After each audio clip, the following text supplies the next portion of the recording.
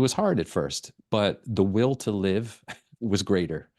And I just had to add something back in. And from the stories that I was hearing on podcasts and online, that people recovering their health through adding animal-based nutrition back in their diet, it was just too compelling. And I started slowly, and it was painful. It was a long process.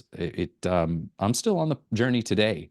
I am night and day from where I was. I feel like $1 million now, but I have my days still. But it was that point where I added fish was the most known to me back into my diet.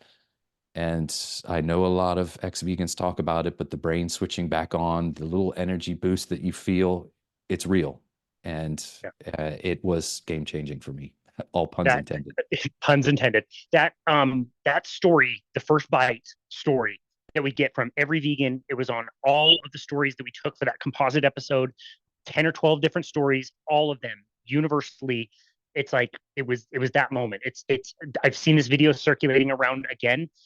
It circulated around a few months ago, but it looked like a teenager who's like taking a bite of a steak, and she's like inspecting it and sniffing it, and I think she licks it before she puts it in her mouth, and she like covers her mouth, and almost I think she starts crying. Like it's an emotional thing, and it sounds exactly like what happened to you.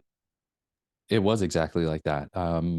If again, being real, I did shed a few tears because it was hard because my body was craving it. When I tell you my body was craving fat, Casey, I'm not lying, but I was eating the wrong type of fats. I was going in and eating all this coconut manna, which is the coconut fat, and just by the jar. And I was wondering, why am I constantly eating all this fat, like by the jar? And it was because my body was craving the fat that I was had been missing for 6 years by eating literally none. And my body was craving it, so I was putting it in my mouth, but my brain was going, no, this is wrong. This is wrong. What you're doing is wrong.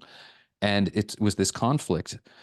But then as soon as as soon as that hit my digestion and I absorbed some of that nutrients, the little I could at the time, because we'll get into how there were some other things going on there, and the healing of my gut was so important. Um, it was just unbelievable for sure. Wow.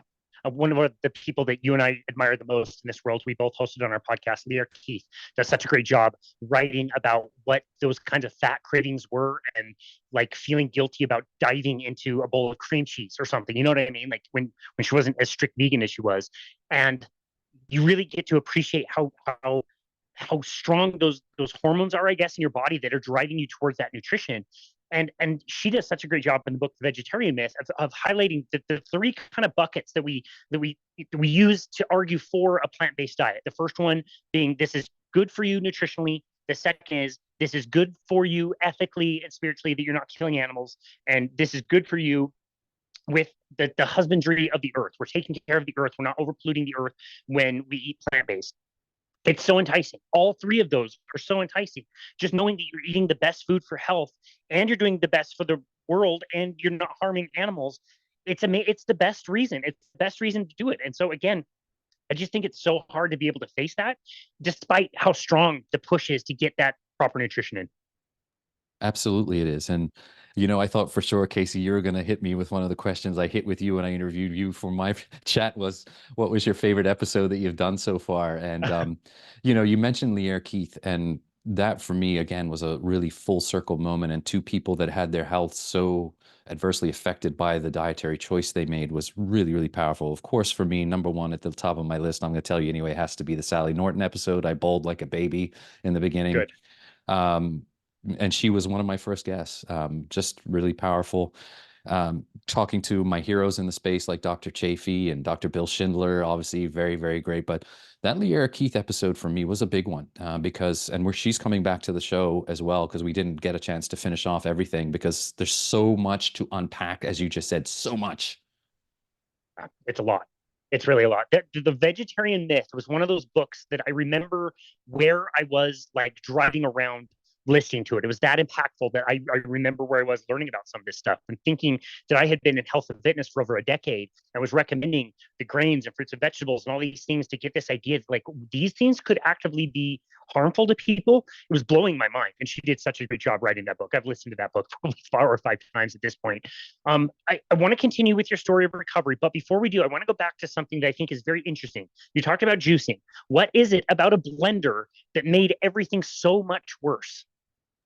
Oh, just the fact that it makes everything so much more bioavailable, Casey. It really does. When you things like plants have these protective shells and skins on them that are protecting their seeds, their babies, and these shells and seeds also have their protective oxalates and the protective lectins in them, as we know. And listening to Sally and Monique Attinger, who are experts in these things, and when you blend up these vegetables and even some fruits with the seeds that are in them, and if they happen to be high ox fruits like star fruit and even raspberries and blackberries, which I eat a ton of, you are making these anti-nutrients so much more bioavailable and in a liquid form. And that does not even get into the insulin resistance you're causing yourself by the sugar spikes and all the fruits that you're pounding down in a liquid form that just go boom right into your bloodstream.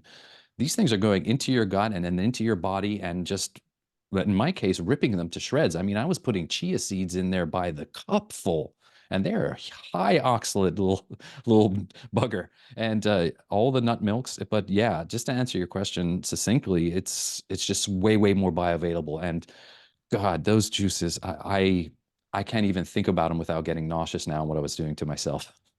Dude, it's crazy. You see the pictures in the grocery stores of the beautiful colors on magazine covers. It's like eat the rainbow, and it's crazy how much that shifts in your brain. That like that is toxic. That doesn't look good. It doesn't look appealing where it once did. That was the symbol of health. This was funny. This happened a few months ago. It was by accident, but Bethany saw one of her family members like grabbing spinach and like eating it, and she was like, "Are you gonna eat that raw?" Like, and it just like came out. She wasn't trying to criticize anybody's diet. It's just if you've been away from some of these things for long enough, they look. It's not that they don't look good anymore. It's that they look actively really bad. Again, 100%. I said this on, I was very fortunate to have been interviewed by Dr. Sean Baker, again, another hero in for me in this space, and met him at KetoCon. But I said, and he used the clip where I used to look at the vegetable and fruit aisle as the life-sustaining force in the grocery store. Now I kind of flipped it on its head and like they cause me so much harm. I'm avoiding them like the plague and go straight to the meat section, which has saved my life, literally. It's crazy. Yeah, yeah, it's totally different. I think about the same thing every single morning. As soon as I got a Blend Tech blender, really nice one, I would blend up multiple different colors of beets, multiple different types of beets, handfuls of the green stuff, almond milk, and like not only would I be starving within an hour or two, like you mentioned, you're going to have blood sugar surges and crashes, which means you're going to be hungry. But I remember the feeling of bloat, but it was also this like self righteous feeling of like I'm doing the very best thing that I possibly can. And fortunately enough for me, I did it for a short enough period of time that it didn't cause any damage like it caused for you. But yeah, I look back on that. It's an absolute toxic sludge, gross. Like, do not put this anywhere near your body. Oh man, you're so right, Casey. And for those listeners, as I mentioned earlier, that Casey and I are very much of the same mindset in that if you do want to include vegetables in your diet, just make sure, if you can, that they're the lower oxalate and anti-nutrient varieties. And there's lists out there. Sally Norton has some, Monique Attinger has some. We are not telling that you have to eliminate everything completely, but take it from someone who did the highest oxalate diet possible and listen to some of our episodes that we've done together with people that have ruined themselves by doing this juicing craze. I shudder to think the long-term damage that people are doing to their joints, their mobility, their digestion when I look at these things. There are some simple hacks that you can do to reduce the oxalate burden, and subbing out for some simple other fruits or vegetables is an easy way. So yeah, I don't blame anyone for being disgusted like you and I on those juices, man. No.